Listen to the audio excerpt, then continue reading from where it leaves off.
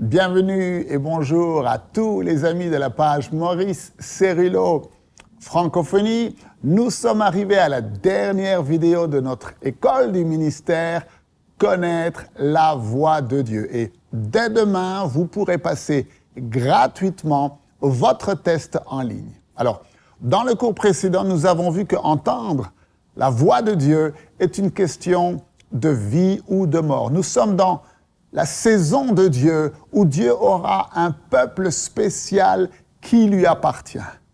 Maintenant, ce n'est pas tout le monde qui veut aller jusqu'au bout. Êtes-vous prêt à tout sacrifier pour suivre Jésus et obéir à sa voix? Car Dieu veut avoir la communion avec vous. Dieu le Père veut communiquer avec vous sa parole et sa pensée dans une véritable relation d'amour. Alors, dans l'enseignement d'aujourd'hui, nous allons voir qu'entendre la voix de Dieu est une nécessité absolue et vitale, et que Jésus ne nous a pas laissés seuls lorsqu'il est retourné auprès du Père. Ouvrez grand votre esprit et on se retrouve juste après.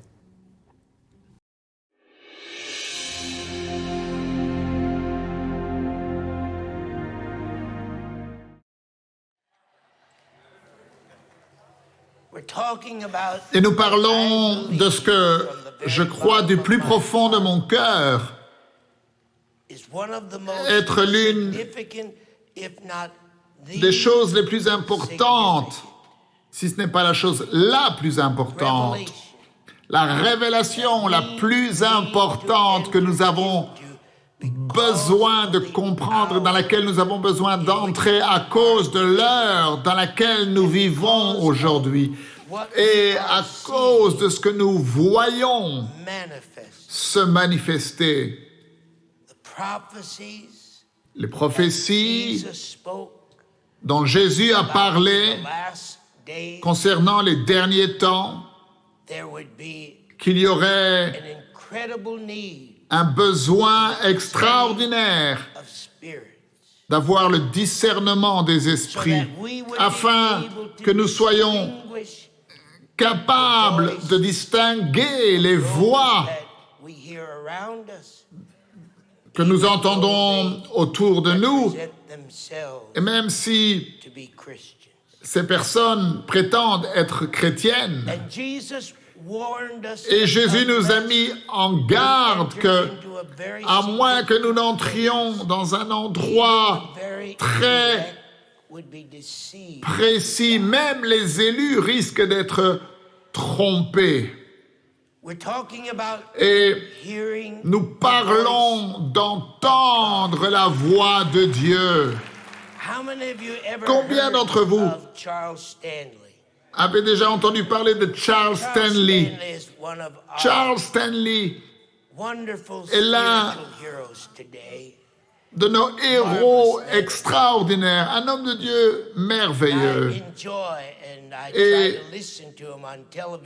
j'aime l'écouter à la télévision à chaque fois que j'ai l'occasion, lorsque vous savez, je suis en dehors de San Diego 300 jours par an, mais les quelques jours où je suis ici, j'aime écouter cet homme prêcher l'Évangile. Et Charles Stanley, dans l'une de ses prédications, a dit ces paroles alors qu'il enseignait sur certaines des choses dont nous parlons ici. Et je veux que vous écoutiez. Il a dit, je crois que l'une des leçons les plus importantes que nous puissions apprendre est de savoir comment, dites comment écouter Dieu. Et il continue, et je l'ai écrit, mot pour mot, au milieu de notre vie complexe, rien n'est plus urgent. Dites urgent. Rien n'est plus nécessaire. Dites nécessaire. Et rien n'apportera le plus de récompense que d'entendre ce que Dieu a à dire.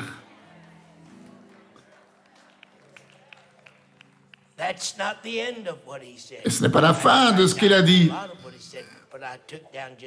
Et j'ai pris encore un petit paragraphe de ce qu'il dit. Et Stanley a dit que la voix de Dieu a besoin d'être entendue. Et lorsque nous l'avons entendue, la voix de Dieu, alors nous sommes prêts pour entrer dans l'aventure la plus excitante que nous ne pourrions jamais imaginer.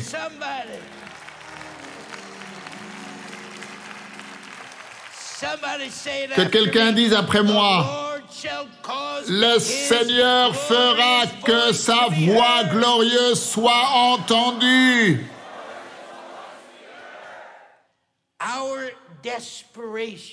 Notre désespoir, associé à notre incapacité, nos faiblesses, notre besoin, fait le fait d'entendre Dieu une nécessité absolue. Y a-t-il quelqu'un ici dans cette conférence qui vous ressentez vos propres faiblesses? Y a-t-il quelqu'un ici dans cette conférence, vous ressentez dans le naturel votre incapacité? Y a-t-il quelqu'un ici dans cette conférence où vous avez une réelle, pas une imagination ou un besoin émotionnel? Avez-vous de véritables besoins? Alors, c'est une nécessité absolue pour vous que vous entendiez Dieu.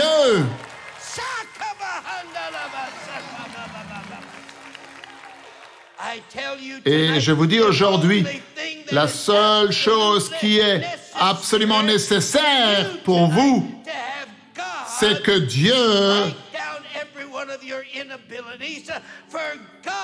se saisisse de vous et vous établisse dans un lieu élevé pour que Dieu pourvoie à tous vos besoins. La seule façon, c'est que vous puissiez entendre ainsi dit le Seigneur.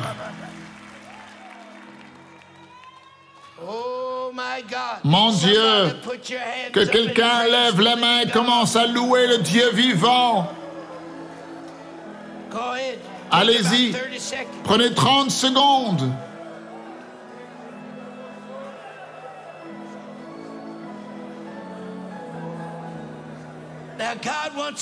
Dieu veut poser une fondation extraordinaire dans votre vie spirituelle et je demande à Dieu de vous emmener dans un endroit du surnaturel. Une relation surnaturelle, une relation qui va au-delà de l'école du dimanche.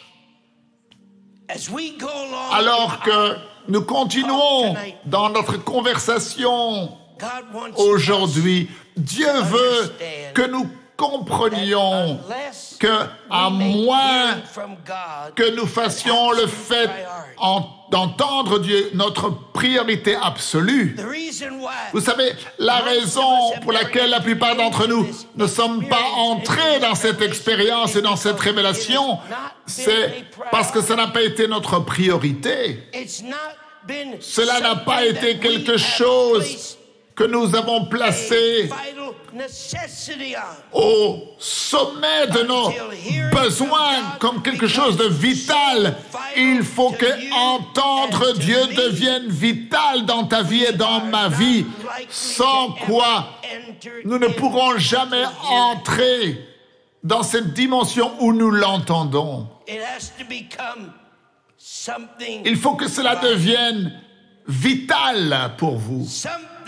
Quelque chose est vital pour vous lorsque vous concevez cela comme quelque chose de nécessaire.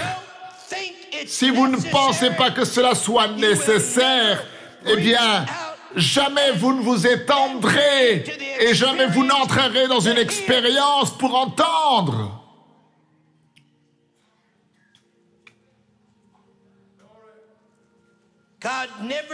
Dieu ne dit jamais rien.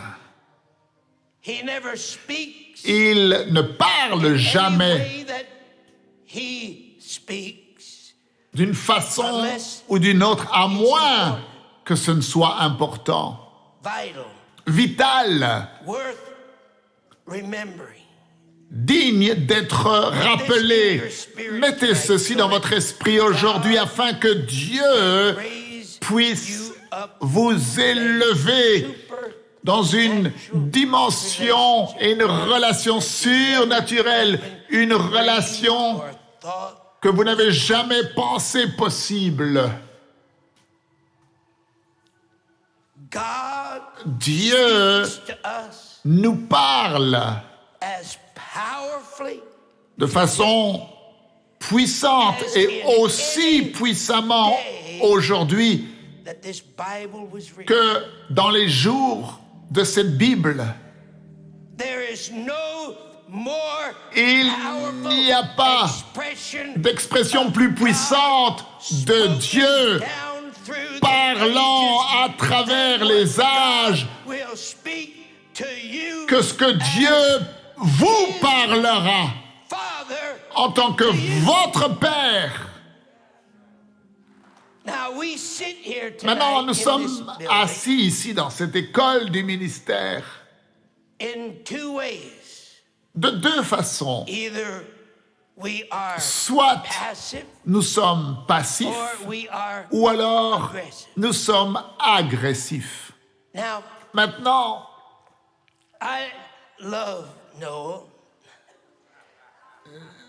j'aime Noël parce qu'il n'a pas le moindre os passif dans tout son corps. Cet homme est agressif. Et la Bible nous dit que le royaume du ciel souffre de violence et ce sont les violents qui s'en emparent par la force, pas les passifs. Alors je ne suis pas contre les gens qui sont conservateurs, je suis juste contre la façon dont ils agissent. Ils utilisent leur conservatisme comme une excuse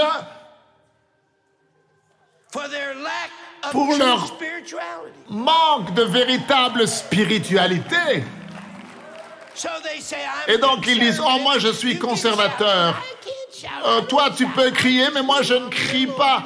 Moi je suis un petit peu conservateur, traditionnel, je ne crie pas. » Je ne comprends pas cela parce qu'il n'y a qu'une seule puissance qui vient à l'intérieur de quelqu'un et lorsque cette puissance vient à l'intérieur de toi et lorsque tu vois là où nous allons pour nous saisir de cette puissance, tu ne pourras pas être traditionnel ou conservateur ou passif, mais tu vas être agressif.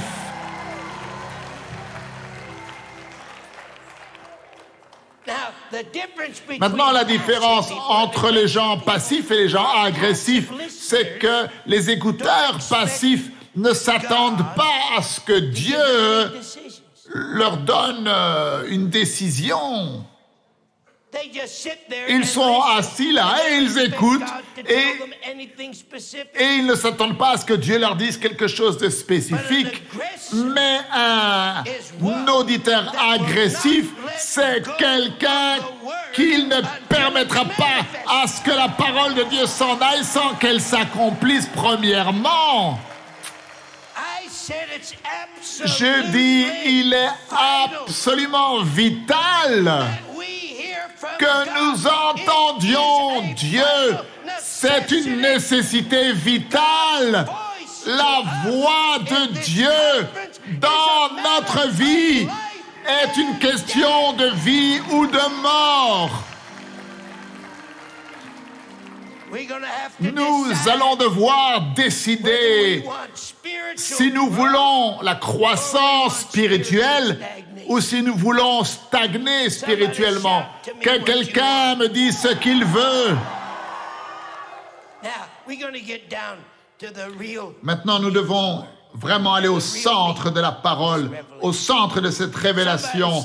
Que quelqu'un dise avec moi, Ésaïe 30:30. Et l'Éternel fera que sa voix glorieuse soit entendue. Alors, dites-le avec moi. Et le Seigneur fera que sa voix glorieuse soit entendue.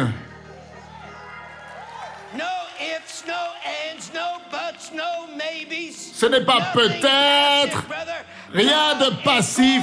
Non, Dieu va parler. Et lorsqu'il parle, tu vas te saisir de sa parole et tu ne vas pas la laisser partir avant qu'elle ne s'accomplisse. Oh, Rebeshekeke. Premièrement, Dieu a donné à tous les croyants. Y a-t-il des croyants ici? Dieu a donné à tous les croyants une personne divine. Dites avec moi, une personne divine qui vit à l'intérieur de nous. Dieu ne s'attend pas que tu mettes en place une station d'écoute. Dieu t'a donné en tant que croyant une personne divine qui vit à l'intérieur de toi, et cette personne qui vit à l'intérieur de toi, elle possède une connexion divine avec la voix de Dieu. Mon Dieu, que quelqu'un se lève et acclame le Seigneur.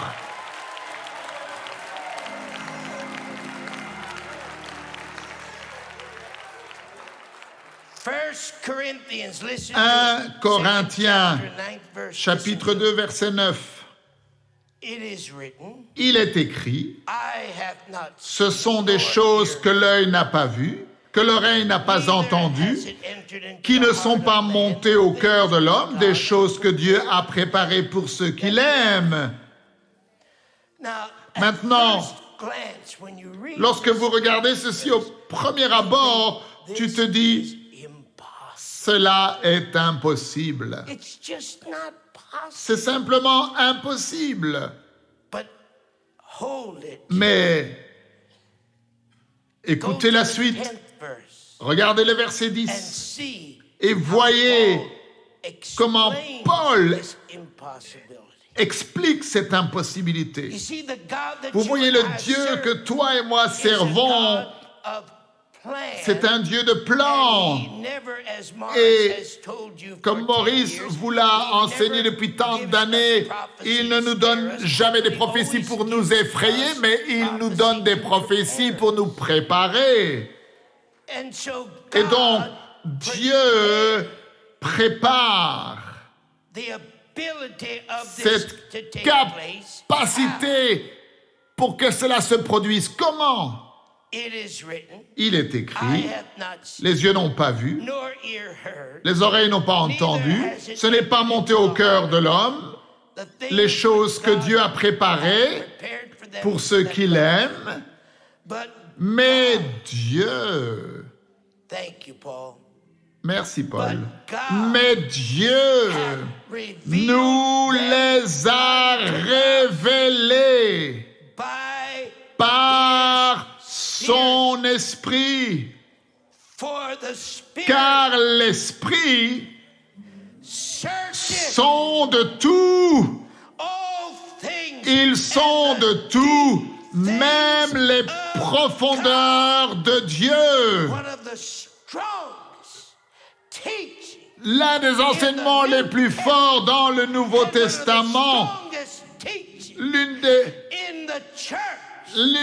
l'un des enseignements les plus forts dans l'Église, l'un des plus forts enseignements dans la vie du chrétien est que le Saint-Esprit vit dans le croyant maintenant.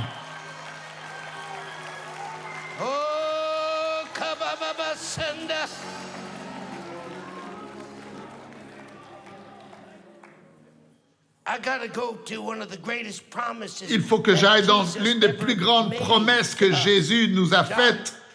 Lisez dans Jean, chapitre 14.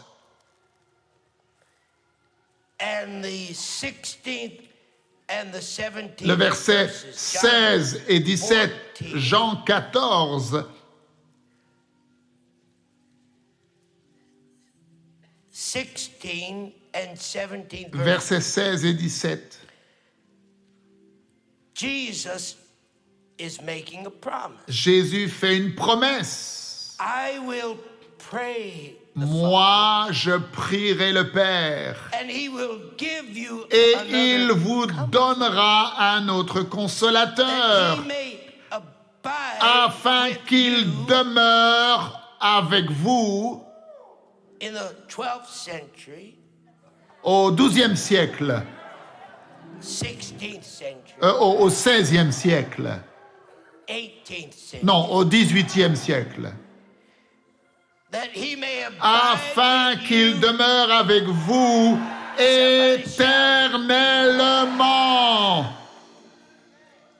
Even the spirit of L'esprit de truth, vérité que le monde ne peut recevoir parce qu'il ne le voit pas et ne le connaît pas, mais vous le connaissez, car il demeure avec vous et la promesse est il sera en vous. L'un des plus grands enseignements dans l'Église pour les croyants, c'est que Dieu a promis de placer le Saint-Esprit en toi. Il vit en toi. Il n'est pas mort, il n'est pas stagnant. Ce n'est pas une théorie théologique, mais le Saint-Esprit béni vit en toi. Mon Dieu, sois prêt pour une connexion divine. Oh my Jesus. Mon Jésus, I don't know whether you're ready je ne for sais this, pas si tu es prêt pour cela but ou he pas. says, I will not Il leave you dit, je ne te quitterai pas. comfortless. You know what the literal Orphelin. translation of that Je is? ne vous laisserai pas orphelin. Homeless. Je ne vous I laisserai will pas not leave you sans abri. as orphans. Je ne vous laisserai pas comme un orphelin sans père. Now, let's go to John 16:7. Are you with Alors me? regardez, Jean 16. Vous êtes avec moi? Nevertheless, Jesus said, Cependant, I tell you the truth. Jésus dit, je vous dis la vérité. I tell you the truth. Je vous I dis la tell you the vérité. truth. I tell you the Au verset truth. 7, It's expedient. je vous dis la vérité. Il vous est avantageux que je m'en aille. Car si je ne m'en vais pas, et si je reste ici, alors vous passerez à côté d'une grande bénédiction. Si je reste ici davantage, vous passerez à côté des plans et des buts et de l'objectif de Dieu pour votre vie et pour votre vie spirituelle et pour votre croissance spirituelle. Si je reste davantage, vous ne pourrez pas grandir. Mon Dieu, est-ce que vous vous saisissez de cela? Il a dit, il vous est avantageux que je m'en aille. Car si je ne m'en vais pas, le consolateur ne viendra pas vers vous. Mais si je m'en vais, je vous l'enverrai. Je vous l'enverrai. Il y a des choses. Jésus, que Jésus ne pouvait pas révéler lorsqu'il était ici sur terre. Il y a des choses qu'il ne pouvait pas dire. Il ne pouvait pas les dire.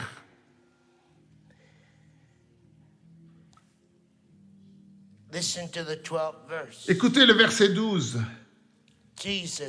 C'est Jésus qui parle. J'ai encore beaucoup de choses à vous dire, mais vous ne pouvez pas les porter maintenant. Mais maintenant, il dit,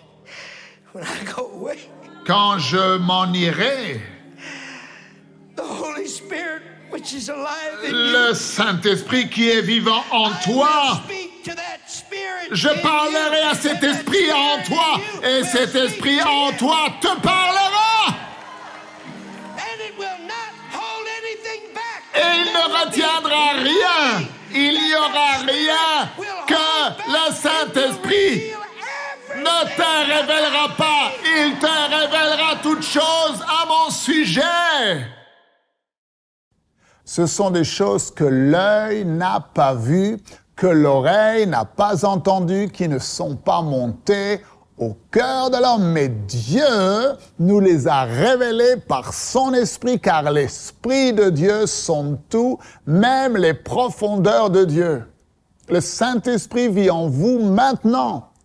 Vous avez reçu la promesse de Jésus lorsqu'il a prié et a dit « Je prierai le Père afin qu'il vous envoie un autre consolateur et qu'il demeure en vous éternellement. » Le Saint-Esprit, l'Esprit de vérité en vous maintenant. Nous sommes arrivés à la fin du cours « Connaître la voix de Dieu » et dès demain, vous pourrez passer votre test en ligne et recevoir votre très beau certificat de réussite et un cadeau spécial. Alors, regardez bien demain et après-demain sur la page Maurice Cérulo Francophonie, vous trouverez un lien sur lequel il vous suffira de cliquer pour accéder gratuitement au test en ligne.